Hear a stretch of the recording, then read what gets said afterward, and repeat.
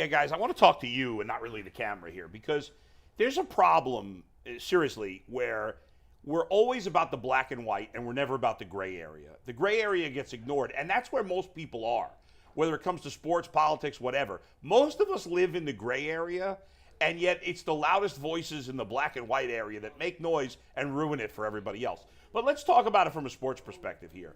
The perfect example of this is the Baker Mayfield argument. Now, I've been critical and harsh, and sometimes I'm like, get rid of him, get rid of him. And I do think it's time for the Browns to move on.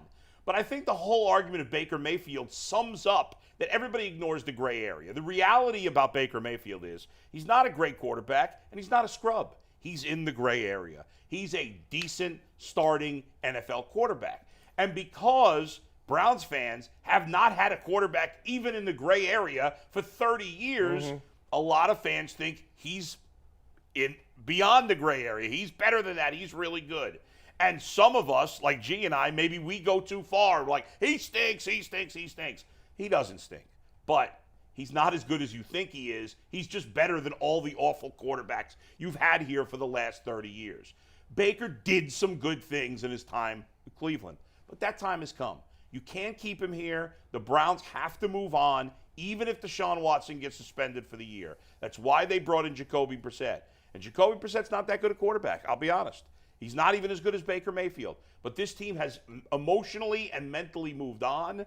But keep in mind, when we do these arguments, again, on any topic, we've got to look at, there's a middle ground here.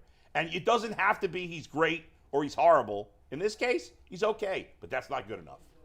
I totally agree. And we have, I don't know if I'm allowed to comment on your final thought. Sure you are. No, we Great. all do. I think you're right. There's 10 freaks online complaining about getting rid of Baker. There's 10 people online saying he's the worst person on earth, but they're the loudest people. And then there's so many people in between who are just like, is it almost the season yet? Yeah. Like the fact that we are so engaged in this, I think we get an unrealistic perception of how many people care. And that goes like that with everything. You're right. Squeaky wheel gets the grease, and a lot of people are squeaking online right now. The fringe, that's why I think radical anything is bad.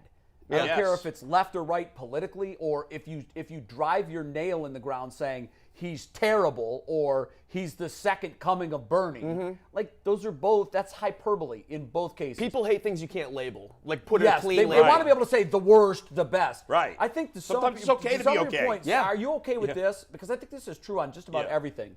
Somewhere in the middle lies the truth. Yeah. In most cases, yeah. In all cases, true. I think. Yeah.